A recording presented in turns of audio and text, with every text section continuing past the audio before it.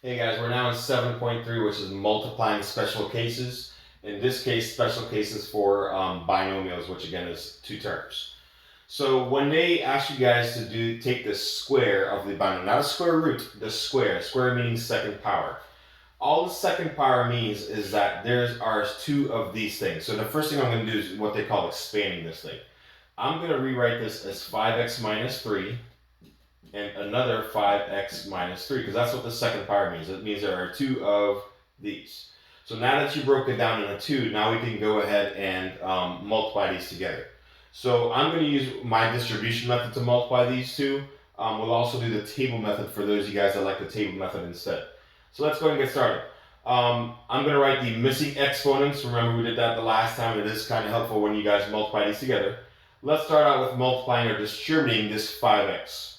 So you have 5 times 5, which is 25.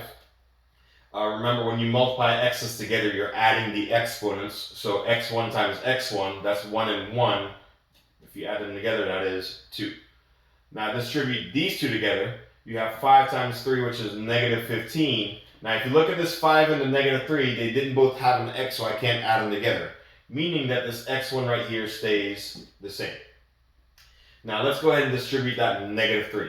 You have negative 3 times 5x. Well, negative 3 times 5, that's a negative 15. And if you look at both of these numbers, they both didn't have an x, so that means this x1 stays the same. And then last one, you have negative 3 times negative 3. Well, two negatives make a positive 9, right? Now, you're not done yet, because if you take a look at your middle terms, because they both have an x1, that means they are what they call like terms. So let me drop down this thing, because I don't see another x squared to combine it with. And let me drop down this plus 9, because I don't see another constant number to combine that with. When you combine these two, when you owe $15 and you owe another $15, that means in total you owe 30. In this case, you owe 30 x1s, right? So this is your final answer, and notice that it's still in standard form. In case you guys forgot what that means, standard form just means your x1s go highest to lowest. It goes 2, 1, none. And just remember, they don't write ones in your final answer. Now, I want to show you guys that same problem all over again, but I want to use the box method for those of you guys that like that method instead. So here we go. So let's do 5x, and your 3 is negative, so I'll put a negative 3 there. Split them up. Over here, another 5x and another negative 3. Again, split them up. So this is what they call the box method. All right? So here we go. Let me write my ones again. So to get the answer in this box, you multiply these two guys together that line up with that box. So you have 5 times 5, which is 25. x1 times x1, x2. Remember to add the exponents. To get the answer inside this box, you multiply these together that line up with it. So you have 5 times negative 3, which is negative 15. They both didn't have an x, so that means this x1 stays the same. To get the answer inside this box, you have negative 3 times 5, that's negative 15. And they both didn't have an x, so that x1 stays the same as well. And to get the answer inside this box, you multiply these guys together, the negative 3 and the negative 3, that's a positive 9. Now, if you look at these two diagonal, those are your like terms, just like the distribution method, because they both have an x1. So you've got that 25x squared. Combine these two, when you owe 15, you owe 15, you owe 30 x1s. And then that positive 9. So you get the same answers, just a different way on doing these problems. So you guys get to pick which method you would like to use on any worksheet or any test that's given to you guys. Same thing here, part B. Let's try one more. So again, this second power means there are two of these. So 3x minus 4 and 3x minus 4. So that's what you call expanding. Let's just go ahead and use the distribution method first. So I'm going to start multiplying this thing by both. You have 3x1 times 3x1. Well, 3 times 3, that's 9. x1 times x1, remember, add them together, that's x2. Alright, multiply these two together now.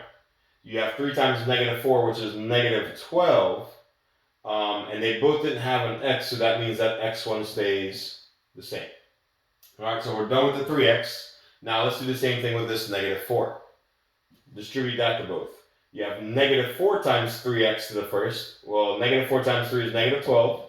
They both didn't have an x1, so that one stays the same. And last one, you got negative 4 times negative 4, positive 16. Now, before I move on, I want to show you guys a neat little trick that happens with these. Notice that when you multiply two of the exact same things together, what happens? These two in the middle always match, don't they? I mean, same thing here for the 5x minus 3. These two terms were the terms in the middle. They always match. That should happen when you multiply two of the exact two things together. Okay, so just keep that in mind. So I don't see another x squared term, so I'll drop that down. These two I can combine because they both have an x to the first. They have the same exponent. And when you owe 12 and you owe 12, that means you owe 24 x1s total. And now I can just drop down that positive 16. And again, this is what you call standard form because your exponents go highest to lowest. And let's go ahead and use the box method again. So you have a 3x and a negative 4. On the side, you have another 3x and a negative 4. Up to you guys which method you want to use on any given test or worksheet. All right, so here we go. To get the answer inside this box, multiply these two guys together. So 3 times 3 is 9. x1 times x1, x2.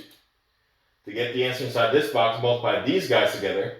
So you have negative 4 times 3, which is negative 12. They both didn't have an x, so that x1 stays the same. To get the answer inside this box, multiply these two guys together. You have negative 4 times 3, that's another negative 12. And they both didn't have an x, so that x1 stays the same, just like the last one. And last box, multiply these two guys. You have negative 4 times negative 4, that's a positive 16.